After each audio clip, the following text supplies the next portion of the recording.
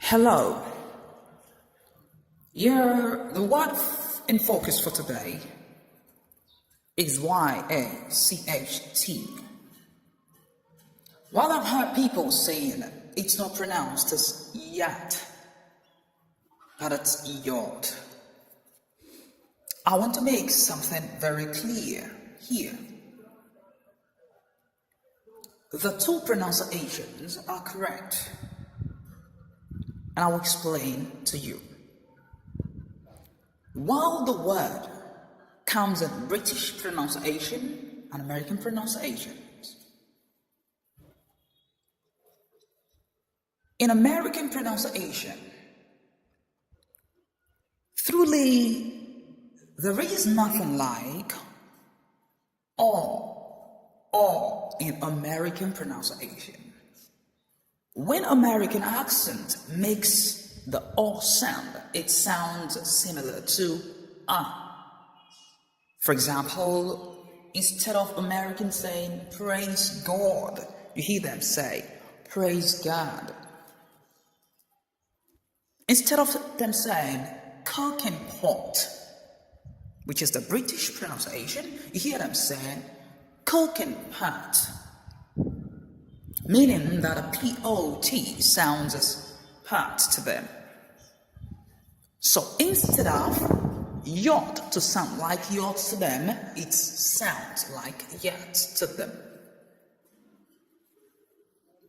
Meaning that the two pronunciations are correct. What only makes the difference is the accent. So, what does yacht really mean? If I call it yacht, I'm already using the American pronunciation. It simply means a ship, large ship, usually luxurious, for racing, for cruising. And can I have a sentence with this? I bought a yacht yesterday.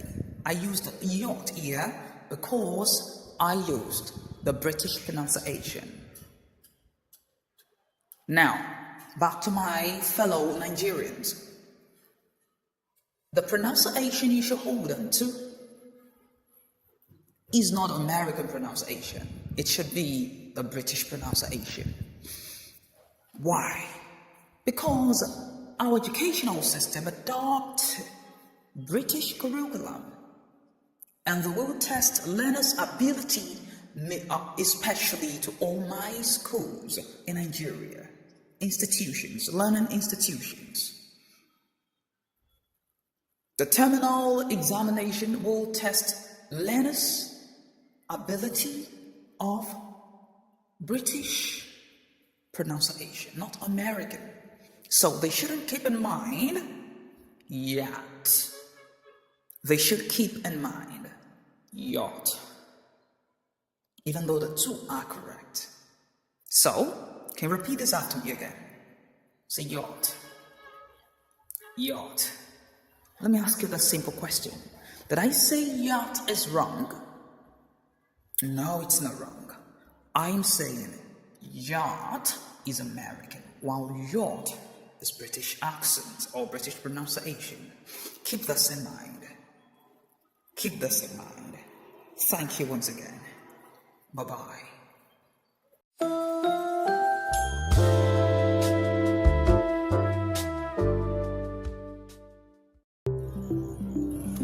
Do you know the difference between the article and the letter A?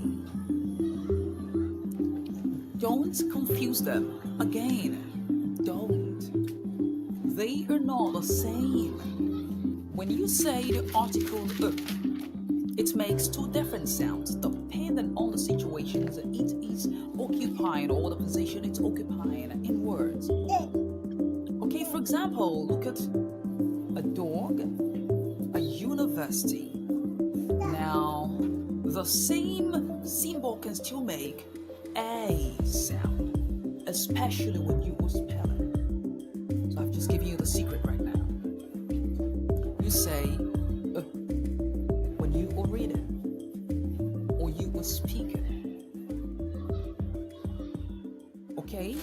And are is always common in phrases. And I've just given two examples for it. And I said a dog, I said a university. But now, before you can use a, anytime you are speaking and you want to mention a, it has to come only when you are spelling. Exactly. I have with me here a short story. A short story that will emphasize on the pronunciation of when you spell and when you speak. Join me. A day with a little ant. Take note of my pronunciation of when I say take note of the instances I'm saying and take note of when I say a. Don't forget that, please. These are the two major focuses of the story. One bright morning, a boy found a little ant on a big apple. He picked it with a stick and placed it on a leaf. The boy had a bag, and inside it are a toy car, a pen, and a book. He opened a page of the book, and drew a house with a window and a door. He smiled, saying, "This is a home for a family." As he walked, he saw a man holding a cup and a plate. A cup and a plate. Nearby was a baby. Nearby was a woman with a baby in a chair. The boy waved and said, "This is a happy place. A happy place. A happy place." The ant kept crawling. He walked past a dog, even a cat, even a snake. The snake, of course, slithering through the forest. The boy clapped and spelled loudly, APPLE, apple. Then he pointed to the nest and spelled again, ANT, ant. At the end of the day, the boy wrote with a pen on a paper. A pen on a paper. Today, I have a journey, a smile, and a story to tell. Now, that'll be the end of our story today. But remember, and I need to let you know this as a secret, article always comes before a noun. Like a cap, a bag, a hat, a school, a table. But a is only needed when you are spelling. Don't forget this. Hit the subscribe button and turn on the notification bell. And don't forget to like, comment if you are very, if you are very, if you love this video, kindly comment and let me hear from you. Thank you. You're welcome to Love It once again. Bye-bye.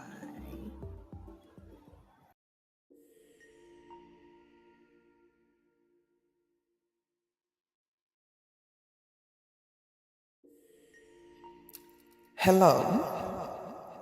The word on the screen here. People, I hear them saying It's not kudos or kudos, that it is kudos. I've heard this countless number of times, and I want to make something clear at this point or at this juncture. There is nothing wrong. Either we say kudos or kudos. Either the S sounds with S or the S sounds Z. Kudos, kudos. Or you say kudos. There is nothing wrong between the two. Or with the two. I will tell you the difference right now. While kudos is American accent, or kudos American accent, now kudos is British accent. So the two are correct. I will just discourage the Nigerians, especially the Nigerians. I will discourage the Nigerians from going after kudos or kudos, the American pronunciation, because kudos is the adopted pronunciation, yes, in Nigeria. And why? Because the British people colonized Nigeria. So the educational system adopted British curriculum. Right? And the major reason I will still discourage the Nigerians, especially the learners in Nigeria, from going after kudos to going after kudos is because the test of oral will test the ability of the British accent, not American accent. So they shouldn't keep in mind kudos or kudos. They should keep in mind kudos. So the letter O sounds O and the letter U sounds U. Please remember what I've just said here. Nigerians, keep kudos in mind. So, for example, kudos on that good performance. Kudos is as if you're praising the person and exactly what it means. So, kudos to you again. Remember, I didn't say kudos is wrong. The accent makes the difference. Thank you. Bye-bye.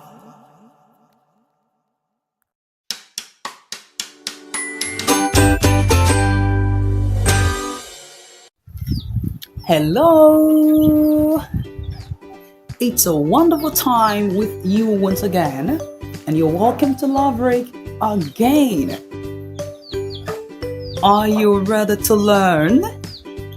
Okay, now sit up straight and let's get down into business of today. Let's quickly treat something very important. Let's greet. We need to learn the proper way to greet anytime you speak with English language. Okay? Will you say this after me with boldness, with confidence? Ready? And please take note of both the greetings and your replies. Ready? Alright. Say good morning, ma'am. Again. Good morning, ma'am. Again. Good morning, ma'am. That is the right way to do greetings. So we're going to say the 3 greetings. I will add one to each to make them 4 greetings, okay? And please take note of how the greetings go and then the replies that go along with them. Ready? You want to greet the elderly person, okay? You're gonna say, in the morning you say, good morning, mommy. Can you repeat that? Good morning, mommy. Very good. Now in the afternoon, you greet politely also. Okay? Good afternoon, sir. Take note of the intonation and take note of the confidence in my greetings. Good morning. You reply, good morning, sir. Good afternoon. You reply, good afternoon, sir. Good evening. What you reply? Good evening, sir. Now take note of something here. You're the one learning how to greet appropriately, right? Don't expect people saying good morning to you. No, you will be the one to say it because you're the one who knows how to greet appropriately. So don't expect people to say, hey, good morning and good afternoon. No, let it be part of you to say good morning, good afternoon. And the last one is this. How do you do? What do you say? You say, how do you do, sir? Simple. Don't say, I am fine, thank you. That's not the right way to reply, how do you do? So the best way to reply, how do you do, is, how do you do too? Is that clear?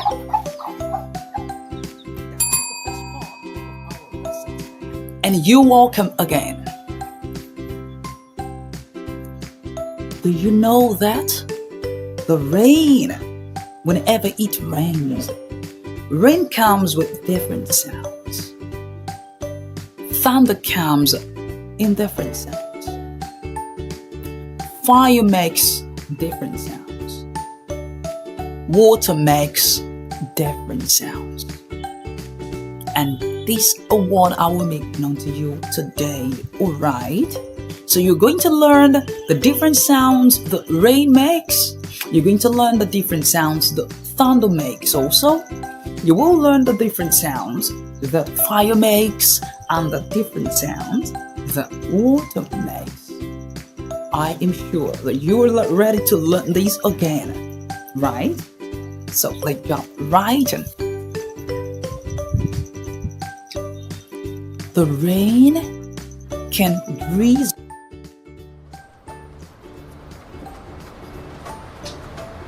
Is drizzling here. Again, the rain is drizzling. Drizzle. Drizzling. The rain is drizzling. What do you mean by that? This is when it rains lightly, when it's not heavy. You can still walk in the kind of rain. When it drizzles, because you can still walk in the kind of rain. You can still play in the kind of rain. You can still, go in the kind of rains because it still drizzles. Remember what I call it? Drizzles. Light rain. Number 2. Look at what the rain does here. The rain patters. What do I say? The rain patters. This is when the rain is heavy. Heavy but not destructive. You cannot walk in this kind of rain. It will drench you. You can walk in this kind of rain because it's pattering. So repeat after me. Say, the rain patters. Again, or you say, the rain is pattering. Again, the rain is pattering. Okay, you can call mommy's attention. Mommy, the rain is already pattering.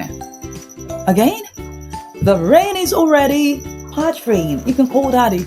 Daddy, don't worry, daddy. It is still drizzling. Don't forget, drizzle is when it's still raining lightly. Daddy, don't worry, it's still drizzling. I can still stay in the sun, in the rain here. I can still walk in it because it still drizzles. The rain drizzles. Okay. Alright. And don't forget, there is a third sound, maybe rain, or a third level of rain you need to learn also. The rain is pouring. Now let's dive into the next part of it. The thunder. Ah! The thunder has different sounds also. The thunder is pealing. Listen.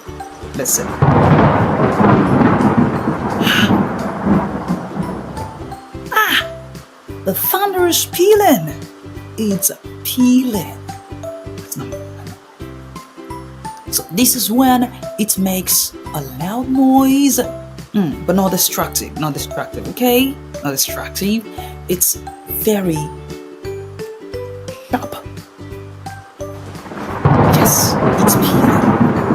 Just like a bell. Here is another one, another sound of the thunder. It is very fearful, and it is loud and sudden.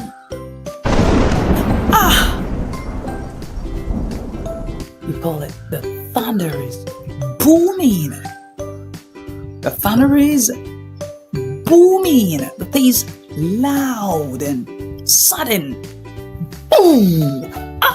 You feel so fearful in the room. You feel so scared because it comes so sudden.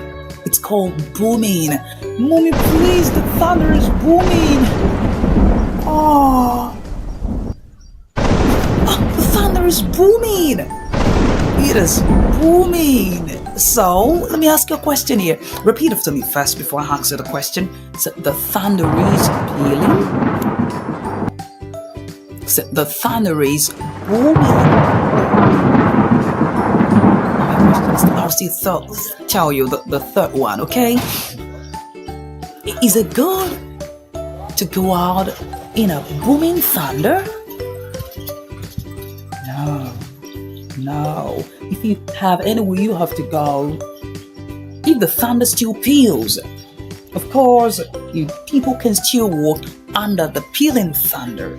But when it comes to booming thunder, my goodness, you have to stay safe for your life. What's the third sound of the thunder? The first one is mild. It's not dangerous. You can still walk while this one makes the sound. The thunder is rumbling. It's just rumbling. So the rumbling goes before the pealing, and the pealing goes before the booming. Repeat after me. Say, the thunder is rumbling. This one is low and steady, not fast, not sharp, not loud enough, but it's a low one. Yes, this one is too mild enough. The thunder is rumbling.